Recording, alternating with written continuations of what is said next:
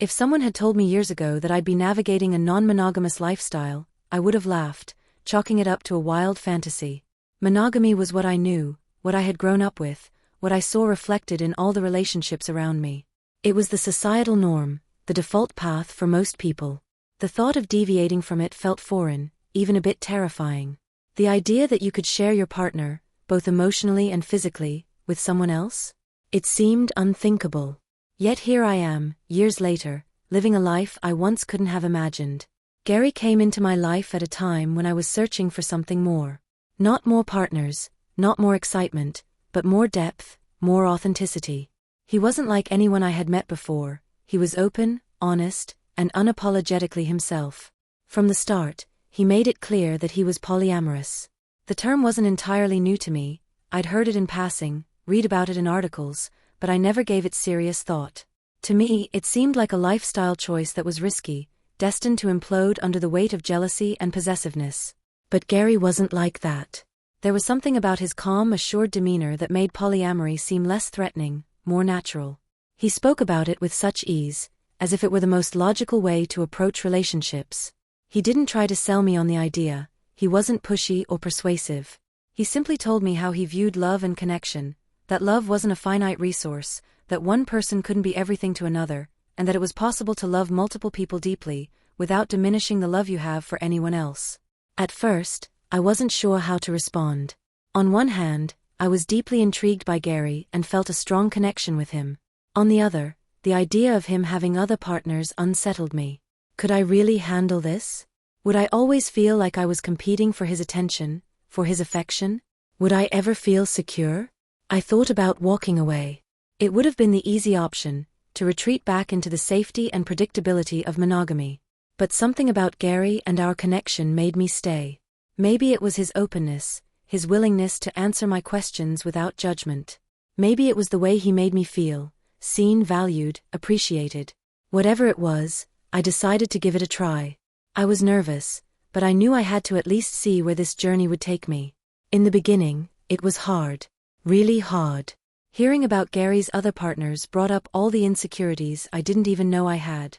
I would spend hours replaying conversations in my head, wondering if I was enough, if I was worthy of his love and attention.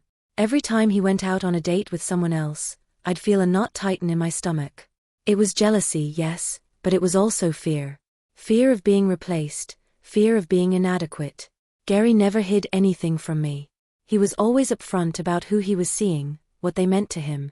It was part of the agreement. We would be completely honest with each other. No secrets, no lies. That level of transparency, while painful at times, also laid the foundation for something much deeper. I knew where I stood with Gary because he always told me. He reassured me when I needed it, but he also challenged me to confront my own feelings of insecurity. He didn't coddle me, but he didn't dismiss my feelings either. We talked a lot about everything. And through those conversations, I began to realize that my fear wasn't about Gary. It was about me. I had always placed so much value on being the one for someone, the one person who could fulfill all their emotional and physical needs. It was how I had been conditioned to view relationships. But as I delved deeper into this polyamorous dynamic, I began to question that belief. Could one person really be everything to another? Was that even fair? Gary didn't think so, and the more I thought about it, the more I agreed. Expecting one person to meet all your needs, to be your lover, your best friend, your confidant, your support system, your everything, that was a lot to ask. Maybe too much. As time went on, I started to see the beauty in the freedom that polyamory offered. It wasn't about having multiple partners for the sake of it. It was about allowing each relationship to be what it naturally wanted to be, without forcing it into a box. Some relationships were deeply emotional, others were more physical, but each connection had its own unique value. And I wasn't just talking about Gary's relationships. I started to form my own connections too. The first time I went on a date with someone else, I was terrified. Not because I didn't want to, but because I wasn't sure how I would feel afterward. Would it make me feel guilty? Would it make me question my relationship with Gary? But to my surprise, it didn't. If anything, it made me feel more secure in our relationship. I realized that being with someone else didn't take away from what I had with Gary. It didn't diminish our bond or make it any less special. It simply added another layer to my life, another person to connect with. I also came to appreciate the honesty that polyamory demanded. In monogamous relationships, people often cheat because they feel trapped or because they're not getting something they need from their partner. But in polyamory, there was no need for deception. Everything was out in the open. We communicated our desires, our needs, and our boundaries. And because of that, I felt more secure, not less. Of course, it wasn't always easy. There were times when I struggled, when jealousy would rear its ugly head. There were moments when I questioned whether I was really cut out for this lifestyle. But each time Gary and I would talk it through. We would lay everything out on the table and work through it together. And each time, I came out stronger, more self-aware. One of the most important things I learned through this process was that love isn't a competition. It's not about being the best or the only. It's about connection, about being present with someone in the moment, about sharing a part of yourself without trying to possess them. That realization was incredibly freeing. I also learned that jealousy isn't something to be feared or avoided. It's a natural human emotion, and in many ways, it's a mirror. It shows you where your insecurities lie, where you need to grow. Instead of trying to suppress my jealousy, I started to embrace it, to see it as an opportunity for self-reflection. What was it really telling me?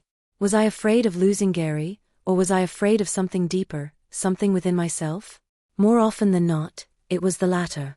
Through polyamory, I've grown in ways I never expected. I've learned to trust myself more, to be more open and honest with my feelings. I've learned to let go of the need for control, to embrace the uncertainty that comes with love.